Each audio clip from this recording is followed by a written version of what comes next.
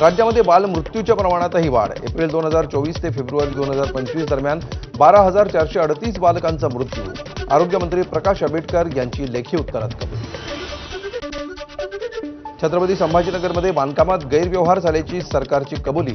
काम सुरू होण्यापूर्वीच अधिकाऱ्यांनी संगनमतानं बिलं काढली होती. मंत्री जयकुमार गोरेंची माहिती. या प्रकरणी शाखा अभियंता आणि प्रभारी उपअभियंता निलंबित. अहिल्यानगरमध्ये बनावट शासन निर्णयाद्वारे 7 कोटींची फसवणूक.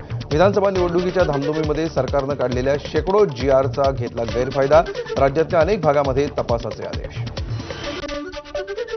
ईव्हीएम विरोधात सोलापूरच्या मार्कडवाडी ग्रामस्थांचं आंदोलन. पोलिसांकडून आंदोलकांची धरपकड. विधानभवनाच्या बाहेर मार्कडवाडी ग्रामस्थ ईव्हीएम विरोधात आक्रमण. शेतकऱ्यांना दिल्या जाणाऱ्या विजेच्या मुद्द्यावरून विधिमंडळाच्या पायऱ्यांवर विरोधकांचं आंदोलन. शेतकऱ्यांना फसवणाऱ्या सरकारचा धिक्कार असोच्या जोरदार घोषणा. समृद्धी महामार्गासाठी शेतजमिनी देणारे आदिवासी कुटुंब मोबदल्याच्या प्रतीक्षेत. शेतकऱ्यांना लवकरात लवकर मोबदला देण्याची सूचना. उपमुख्यमंत्री एकनाथ शिंदे यांची लेखी उत्तरात माहिती. महाराष्ट्रामध्ये जानेवारी ते एप्रिल दरम्यान 23 वाघांचा मृत्यू. 22 वाघांसोबत 40 बिबट्यांचाही पहिल्या 4 महिन्यामध्ये मृत्यू. तर वन्य प्राण्यांच्या हल्ल्यामध्ये 21 जणांचा बळी गेल्याची माहिती. पनवेलच्या सिडको क्षेत्रातल्या 1 लाख लोकांचा पुनर्वसनाचा प्रश्न सुटला. 1500 सोसायट्यांच्या पुनर्विकासाला नगरविकासची मंजुरी. भाजप आमदार विक्रांत पाटील यांनी मांडली होती. लक्षवेध.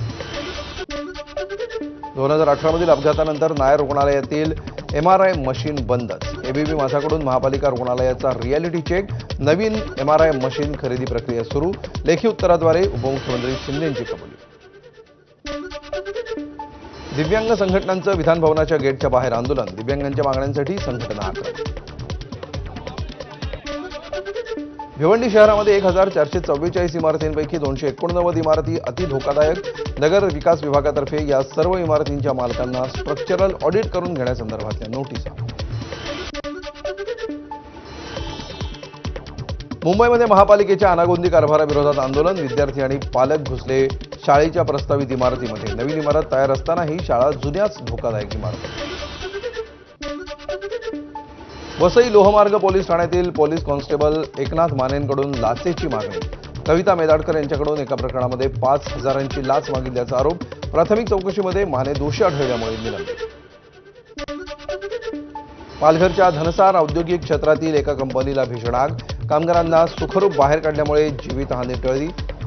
शॉर्ट सर्किटमुळे आग लागल्याची प्राथमिक माहिती. नवी मुंबईमध्ये APMC शेजारील ट्रक टर्मिनलमध्ये भीषण आग. आगीमध्ये 8 ते 10 ट्रक आणि टेम्पो जळाल्याची शक्यता. कॅरेट आणि ट्रेच्या गोदामामुळे आग पसरली. नवी मुंबईच्या नेरूळमध्ये चोरट्यांनी 2 घरं फोडली. चोरीची घटना CCTVमध्ये घडली.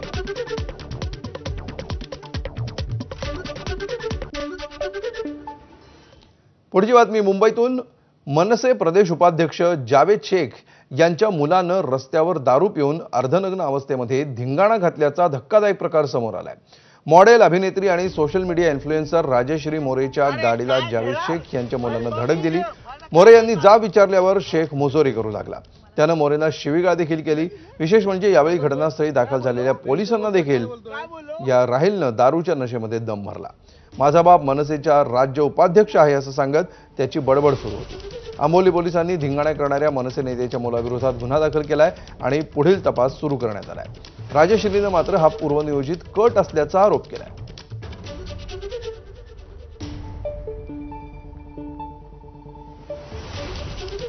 तर मुंबईमध्ये घडलेल्या या धक्कादायक घटनेची सध्या चर्चा सुरू झालेली आहे. रस्त्यावर अर्धनग्न अवस्थेत धिंगाणा केला या तरुणांनी आणि आपल्या वडिलांची ओळख सांगत दादागिरी करण्याचा प्रयत्न केला. पोलिसांना देखील या तरुणानं मुजोरी दाखवलेली आहे. राहिल जावेद यानं मॉडेल राजश्री मोरेला शिवीगाळ केल्याचं हे प्रकरण आहे. आधी त्यानं कार धडक दिली आणि याचा जाब ज्यावेळी विचारला त्यावेळी त्यांनी दादागिरीला सुरुवात केली. काय बघतात बघू मध्ये असेल कोण पण तू पोलीस स्टेशनला आहे ना. अरे काय घेणार बघून घे मला काय करतात. तुम्हाला शिव्या देतोय. शिव्या दिले मग काय करतोय? काय बोललो काय बोलतोय? काय बोललो मला पोलीस स्टेशनमध्ये या माझं काय बघतात बघू. हा. आणि याविषयी अधिक माहिती घेऊया आमचे प्रतिनिधी अजय माने यांच्याकडून. अजय, या व्हिडिओतून नेमका प्रकार काय झाला ते समोर येतच आहे. नेमकं काय घडलं आणि कशा प्रकारे आता हे प्रकरण पुढे चाललंय? अरे काय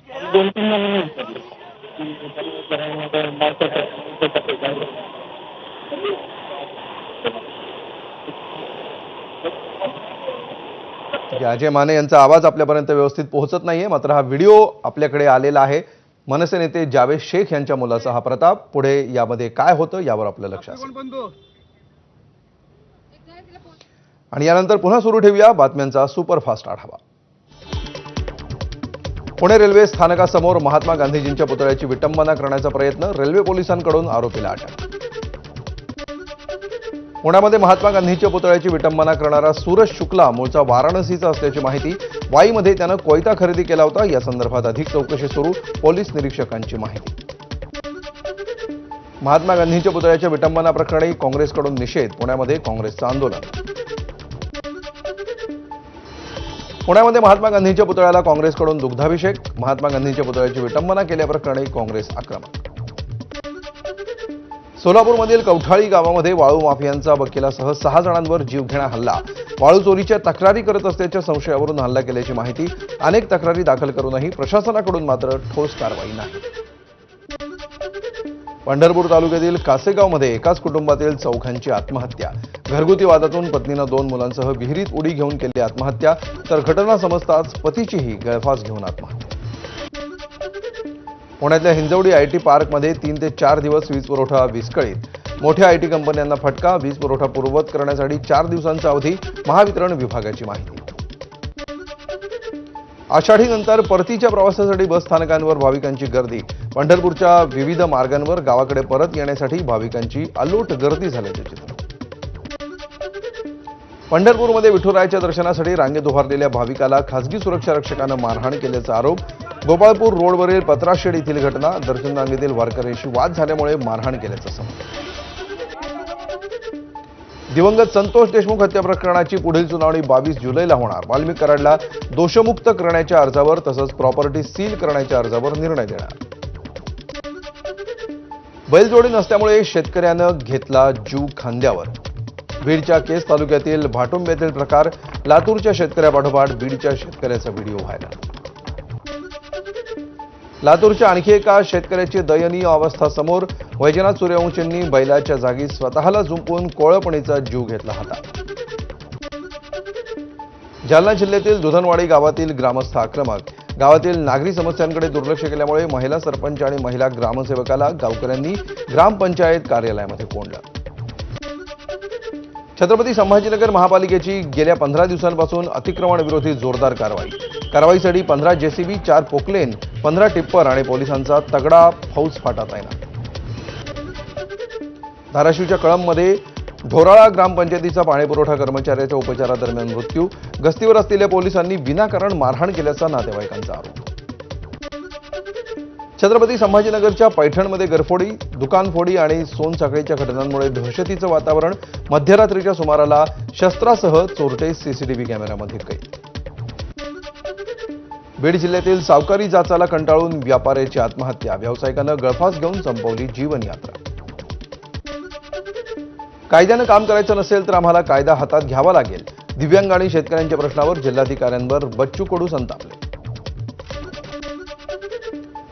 16 तास कृषीपंपांना वीज देण्याच्या आश्वासनानंतर शेतकऱ्यांचं उपोषण मागे. भंडाऱ्याच्या वीज वितरण कार्यालयासमोर 25 शेतकऱ्यांचं गेल्या 5 दिवसांपासून सुरू होतं उपोषण. नागपूरच्या करहान नदीवरील नेरी पुलावर निर्माल्य टाकण्यासाठी गेलेल्या महिलेची पुलावरून उडी. पतीसोबत सेल्फी काढून अचानक उडी मारून जीव दिल्यामुळे पतीही धक्क्यात. बुलढाण्यातल्या चिखलीजवळ पंढरपूरहून परतणाऱ्या एसटीचा अपघात. 30 प्रवासी जखमी. बसमध्ये 51 भाविक करत होते प्रवास. यवतमाळ जिल्ह्यातील बोथ बोडण रस्ता उखडला. 2 वर्षांपूर्वी झालं होतं रस्त्याचं काम. रस्त्यावरील डांबर हातानं उखडत असल्याचा व्हिडिओ व्हायरल.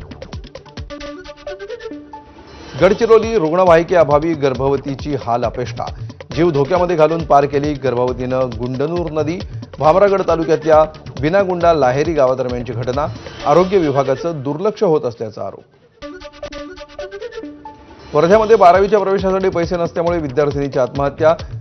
लोणसावळीतील विद्यार्थिनीनं पालकांकडे 12वी प्रवेशासाठी मागितले पैसे, मात्र पैसे आल्यावर प्रवेश घेऊ असं सांगण्यात आल्यानंतर घेतला गळफास. गोंदियामध्ये